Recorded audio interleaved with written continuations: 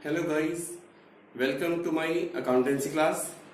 आज इस क्लास में हम जो पढ़ेंगे वो चैप्टर पढ़ेंगे कैश फ्लो स्टेटमेंट। इसका जो मीनिंग है वो मैंने इस बोर्ड पे लिखा है। Meaning of cash flow statement. Cash flow statement is a cash sources and uses during the year or indefinite period of time। इसका मतलब है कि आपका जो पैसा जो कैश है वो आ रहा है और जा रहा है एक ईयर में, जिसको आपको एक्सप्लेन करना है कि आपने पूरे साल में कैश का कहाँ कहाँ यूज करा है और कहाँ कहाँ से उसे सोर्स किया है। बात करी जाए कि ये काम तो हम क्लास 11th में भी करते थे। उस चैप्टर का नाम था कैश बुक, बट उसमें और इसमें डिफरेंस है। कैश बुक बनती है मंथली और कैश फ्लो स्टेटमेंट बनता है ईयरली। कैश बुक बनाने के लिए हमें नेट प्रॉफिट की जरूरत नहीं होती, बट कैश फ्लो स्टेटमेंट बनाने के लिए हमें नेट प्रॉफिट की जरूरत होती है, क्योंकि सबसे पहले हेडिंग इसी को लिखते हैं। तो देखिए, मैं फॉर्मेट बनाऊंगा और इस फॉर्मेट को आप अपनी कॉपी पे नोट कर लीजिएगा, क्योंकि इस फॉर्मेट से ऑपरेटिंग एक्टिविटी के जितने क्वेश्चन हैं वो आपसे सब इजीली हो जाएंगे। तो देखिए फॉर्मेट कैसे बनता है। सबसे पहला काम है कि पर्टिकुलर लिख लीजिए, अमाउंट लिखिए और टोटल अमाउंट लिख दीजिए। इसके ऊपर लिख दीजिएगा कैश फ्लो स्टेटमेंट। अब आपका पहला हेडिंग, जो हेडिंग लिखेंगे ब्लैक पेन से, वो लिखेंगे cash flow from operating activity. इसकी जो अंदर वैल्यू आएगी वो आएगी net profit before tax and extra ordinary item. ये भी हेडिंग है। इसके बाद जो हेडिंग लिखेंगे आप लिखेंगे नॉन कैश आइटम, या इसको आप एडजस्टमेंट भी कह सकते हैं। अगला हेडिंग लिखेंगे चेंज इन वर्किंग कैपिटल। अब क्योंकि आपको सबसे पहले फिल करना होता है ये वाला आइटम नेट प्रॉफिट, तो पहले मैं आपको ये बताऊंगा कि नेट प्रॉफिट कैसे कैलकुलेट करते हैं। अगर किसी क्वेश्चन में गिवन हो नेट प्रॉफिट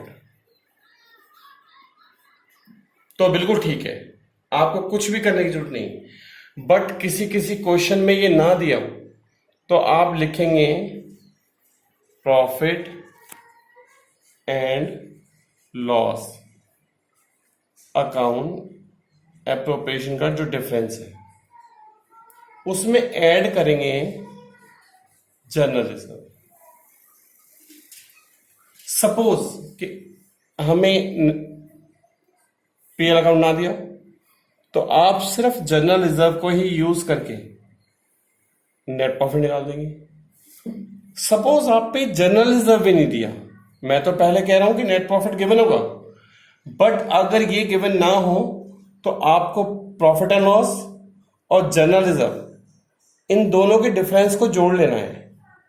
अगर पीएल अकाउंट नहीं दिया तो सिर्फ जनरल रिजर्व से भी काम चल जाता है। अगर क्वेश्चन में जनरल रिजर्व नहीं दिया तो रिटेन्ड अर्निंग से भी आप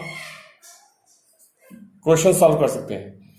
और अगर आपको ये भी नहीं दिया तो लास्ट ऑप्शन होता है कैपिटल, यानी share capital.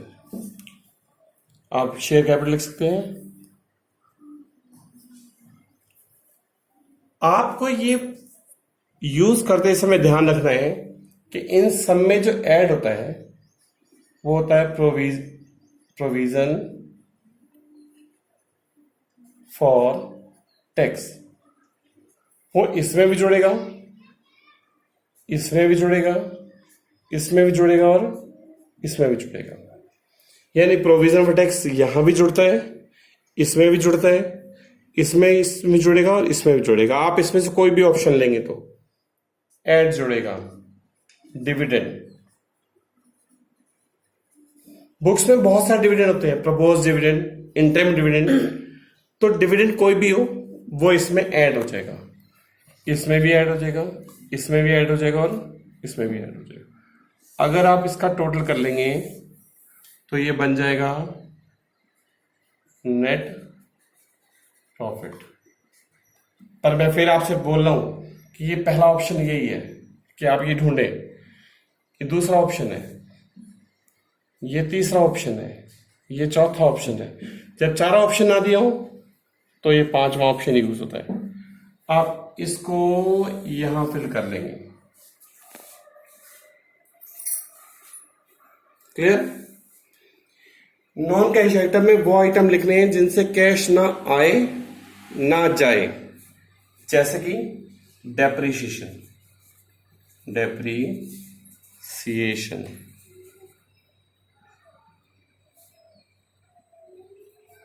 On assets.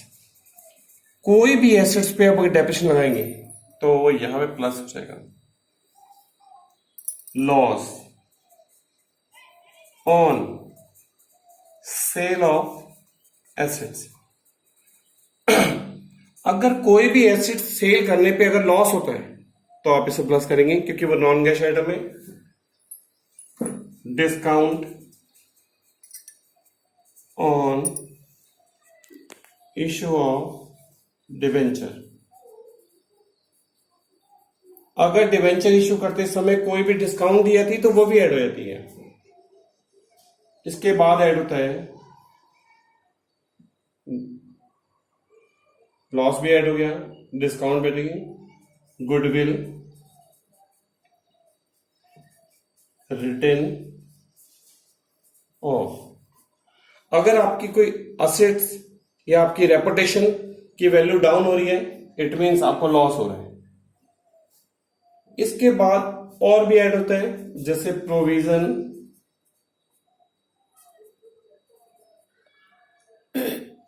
For bad debts, ये भी लॉस है, ये भी ऐड हो जाएगा। अगर ये सारे लॉस ऐड हो रहे हैं तो माइनस हो जाएगा profit on sale of assets, वो माइनस हो जाएगा। माइनस की वैल्यू को ब्रैकेट में लिखते हैं। और क्या माइनस होगा? कोई भी इनकम रिसीव हो, अदर इनकम रिसीव्ड। अगर कोई इंफॉर्मेशन लिखी है उसमें लिखा है कि हमें रेंट रिसीव हो रहा है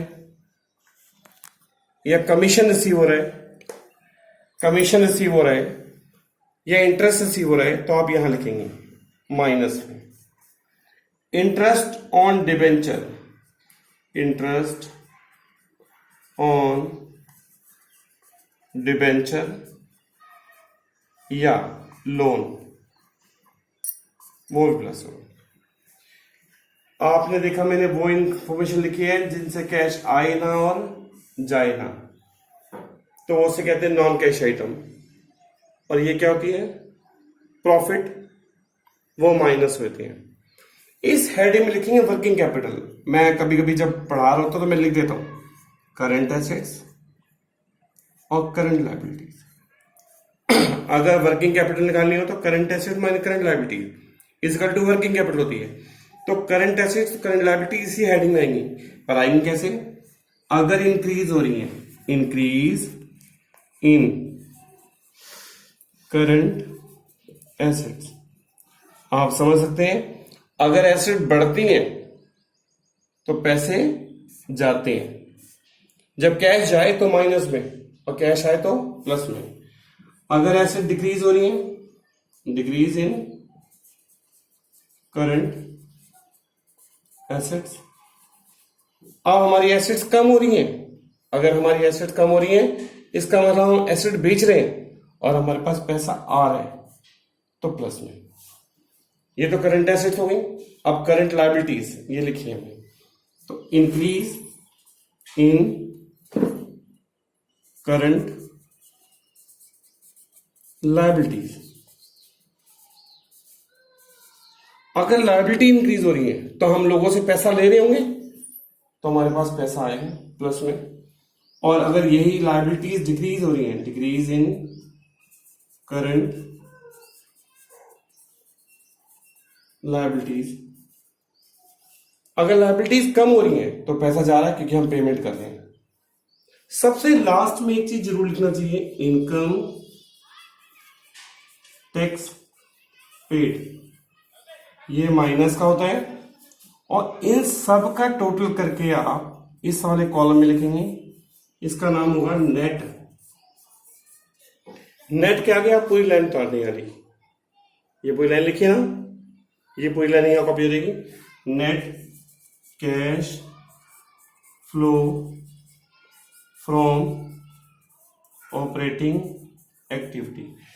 फ्लो की जगह यूज भी आता है जब माइनस में आंसर आएगा। मैंने ये सारी इंफॉर्मेशन लिखी है, पर क्योंकि मैं आपको कैश फ्लो स्टेटमेंट पढ़ा रहा हूं तो मैं लिख दे रहा हूं, देखिए, इंक्रीज इन एसेट्स। कभी भी एसेट्स इंक्रीज होंगी तो कैश प्लस में, सॉरी माइनस में, क्योंकि एसेट्स इंक्रीज हो रही हैं तो पैसा जा रहा होगा, एसेट बढ़ी होंगी। डिक्रीज इन एसेट्स, कोई भी एसेट्स हो प्लस में, एसेट्स कम हो रही है इसका मतलब बेच रहे हैं, पैसा आ रहा है। इंक्रीज इन करंट, करंट रह दीजिए, लायबिलिटी लिख दीजिए क्योंकि सब लायबिलिटीज के लिए इंफॉर्मेशन होती है। Increase in liability, liabilities increase हुई, पैसा आया, और डिक्रीज इन लायबिलिटीज तो पैसा गया। पूरी कैश फ्लो स्टेटमेंट में ये रूल लगेगा।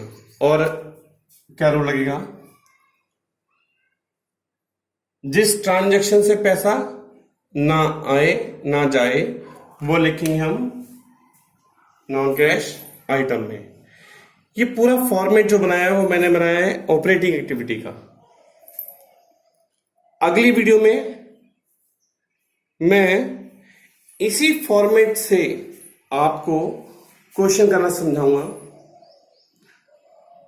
ये फॉर्मेट आप अपनी फेयर कॉपी पे पहले नोट कर लें, इवन ये इंफॉर्मेशन भी, क्योंकि ये इंफॉर्मेशन नेट प्रॉफिट में लिखी जाएगी और ये सारी इंफॉर्मेशन हमें कैश फ्लो स्टेटमेंट बनाना सिखाएगा आगे भी। पर अगर आपको cash flow from operating activity के क्वेश्चन करने हैं तो पहले ये फॉर्मेट अपनी कॉपी पे जरूर बना लें।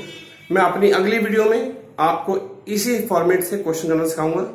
अगर ये आपको मेरा फॉर्मेट समझ में आ गया तो प्लीज मेरे चैनल को लाइक करिए, सब्सक्राइब करिए और शेयर करिए। Thank you, have a nice day.